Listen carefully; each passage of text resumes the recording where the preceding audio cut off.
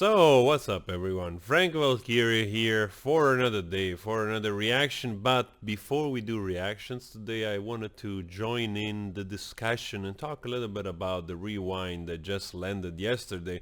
I already did a reaction to that and I personally enjoyed it for so many reasons. But I wanted to go just on a separate video, a little bit more in depth on what I think it's going on still this year, because last year, the rewind, I think YouTube was still in this mode of trying both to be a promoter or certain, creators which were the face of the platform on the larger scale.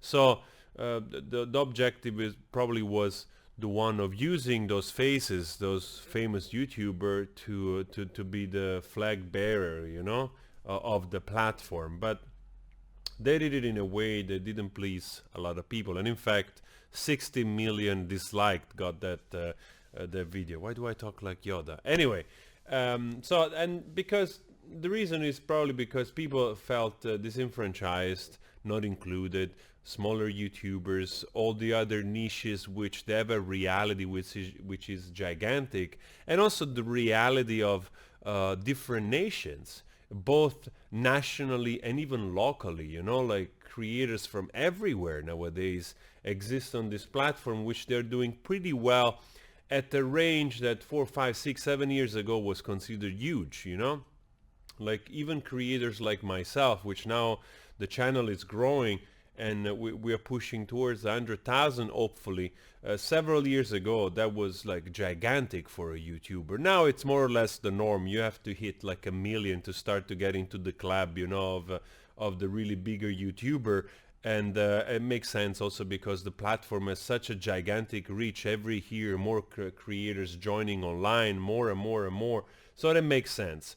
But anyway, last year a lot of people felt disenfranchised, all the smaller realities, all the like the facets of every country. I don't know, like creators from India, Pakistan, Kazakhstan, Argentina, whatever, Philippines, you name it. So many incredible realities, all left out just to give space to the usual bigger YouTuber, which they try to promote as the face. And this year, basically this year they did exactly the opposite, which is just going on the safe side, just literally seeing practically which videos got the most views or likes, and they just promoted those in the rewind. And to that, I have to say they made a way better job than last year. But my feeling is that something like this they did this year, they should have done it last year, and this year with the wave of the way also YouTube is transforming, they should have done it in a different way. So that's probably also the reason why people are still pissed and they're still disliking the video, not so much for the video itself, but probably because they are angry towards the behavior of Google and YouTube.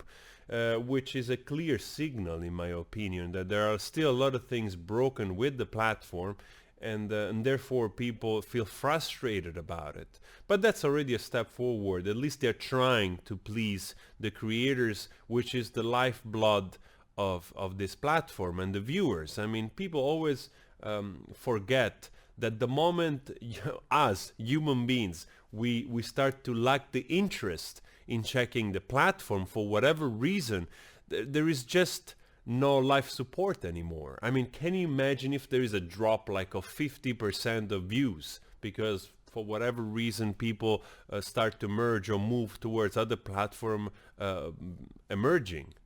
So you cannot give for granted the growth and the stability of a place without nurturing and helping creators and viewer enjoying the experience. So that's really of a fundamental importance, and without that there is a possibility of a slow decay, especially with all those changes, copyright being harder, people getting striked for whatever reason, there are so many things which have to be fixed in 2019. Copyright laws, they have to be fixed in a way that people perhaps can use the videos and don't get striked because the label, can monetize the video, or at least make it creators aware of those things. You cannot just throw everything on the creator. You know, nowadays we live in a world where it's impossible not to share. You know, it's not anymore the 80s or the 90s, which the copyright law,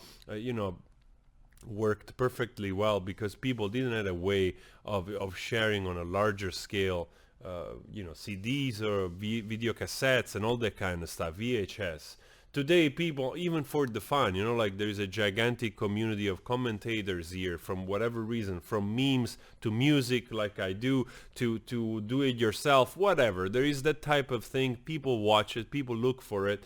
And therefore, there must be ways of fixing things very rapidly. Otherwise, you're just gonna hinder the growth of people and also the platform in many respects. Especially if you want to keep this platform fairly free.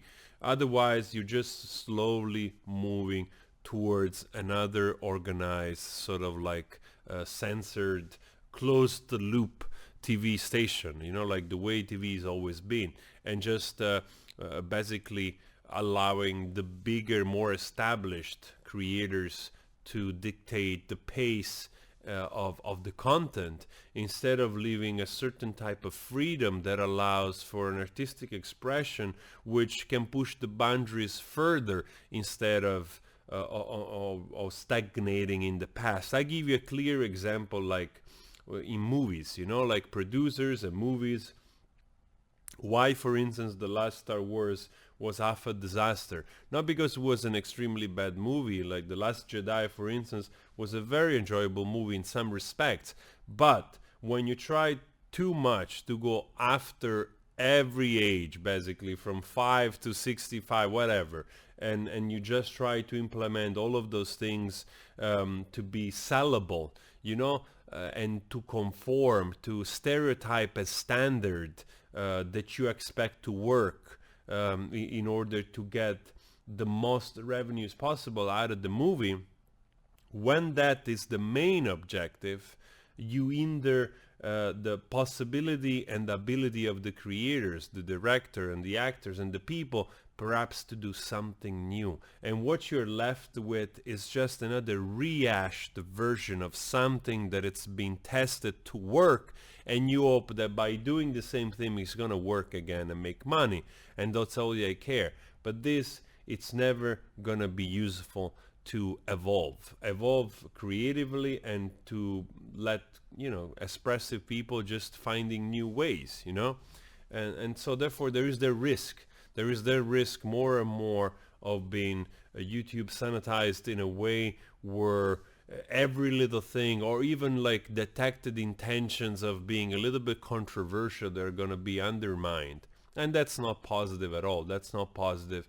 It's not a platform that allows for freedom. And so we have to see what happens. And I think this is also the reason, with the new changes with COPPA and everything, that people are upset for the rewind. Anyway, I just wanted to share some thoughts. I enjoy YouTube very much. I love it. I love making videos. I love being here and sharing my thoughts and my music and all of it, and experimenting. So I truly hope this platform stays allowing for people to keep doing what they do without unnecessary punishment and just censoring and all that kind of stuff. So I'm also very curious to hear your take on this. And always spread love, and go check my other reactions of the day right now. Go!